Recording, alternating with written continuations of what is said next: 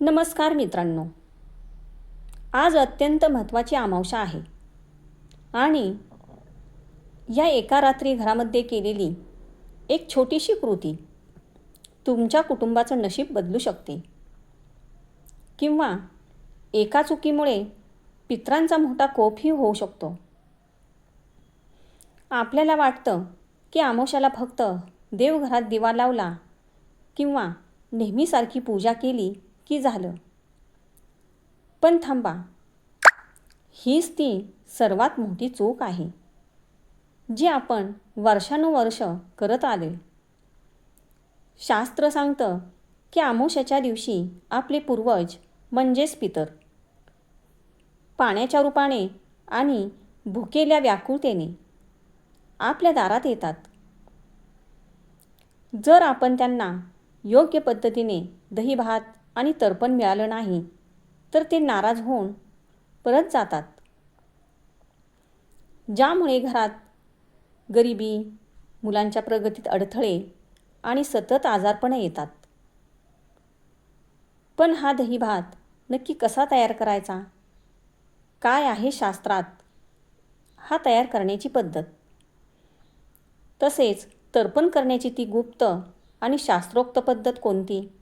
आणि सर्वात महत्त्वाचं म्हणजे या रात्री एक चमत्कारी दिवा नेमका कशासाठी आणि कोणत्या ठिकाणी ठेवायचा आहे, हे जर तुम्ही अचूक जाणून घेतलं तर तुमच्या घरात कधीही पैशाची आणि सुखाची कमतरता कधीही भासणार नाही. हे रहस्य काय आहे आणि आज तुम्हाला कोणती विधी करायची आहे हे अगदी सोप्या भाषेत जाणून घेण्यासाठी हा व्हिडिओ शेवटपर्यंत नक्की पहा. अजिबात स्किप करू नका.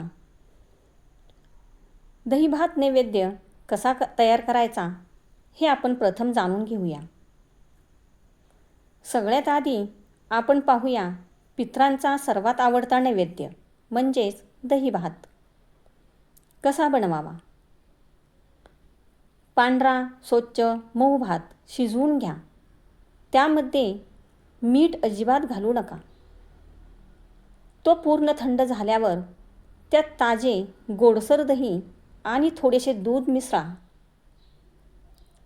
अमावस्येला तयार केलेला हा सात्विक दही भात पितरांना तृप्त करतो, ज्यामुळे आपल्या घरातील कलह आणि वास्तुदोष पूर्णपणे मिटतात.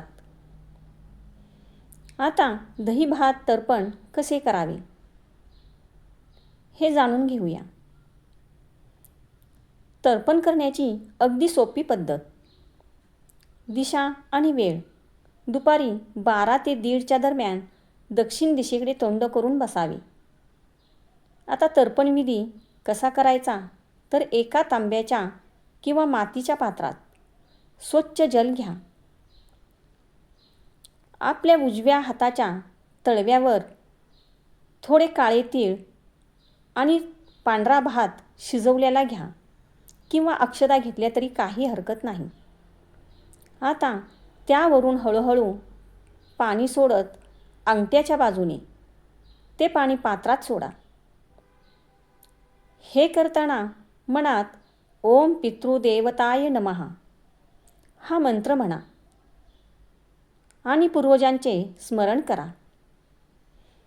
मनामध्ये म्हणा, हे माझ्या सर्व पितरांनो, तुम्ही येथे या आणि मी दिलेली ही जलांजली म्हणजे पाणी स्वीकार करा.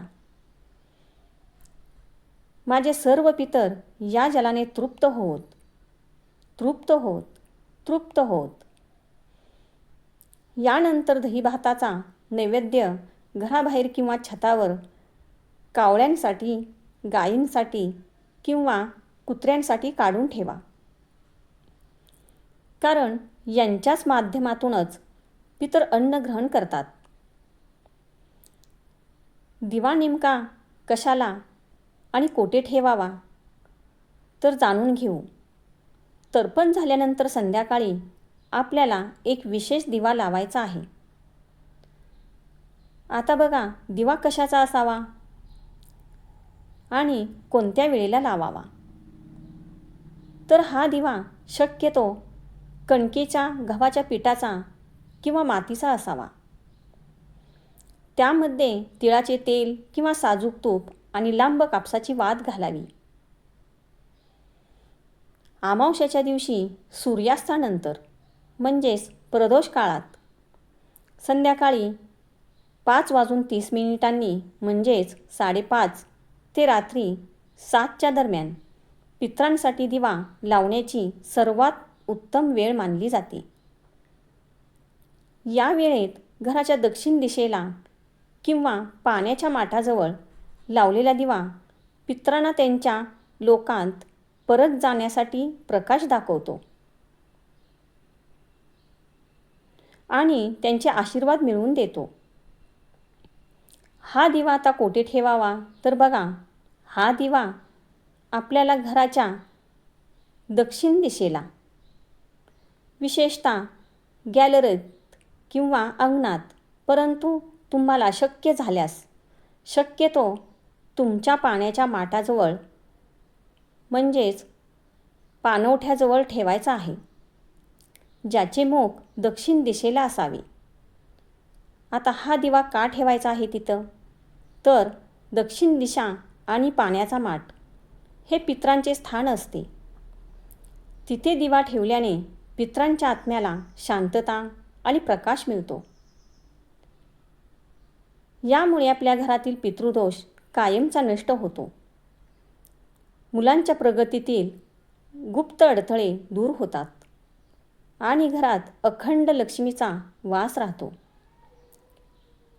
तर मैत्रिणींनो, आज येणाऱ्या या अमावस्याला या पद्धतीने दही भात, तर्पणाची आणि दिवेची सेवा नक्की करा आणि पूर्वजांचे भरपूर आशीर्वाद मिळवा. तुम्हाला ही माहिती कशी वाटली मला कमेंटमध्ये नक्की सांगा. माहिती तुम्हाला मनापासून आवडल्यास व्हिडिओला एक लाईक नक्की करा.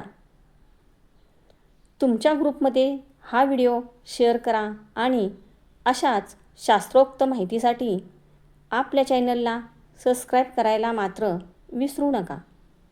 धन्यवाद. भेटूया पुढच्या व्हिडिओमध्ये.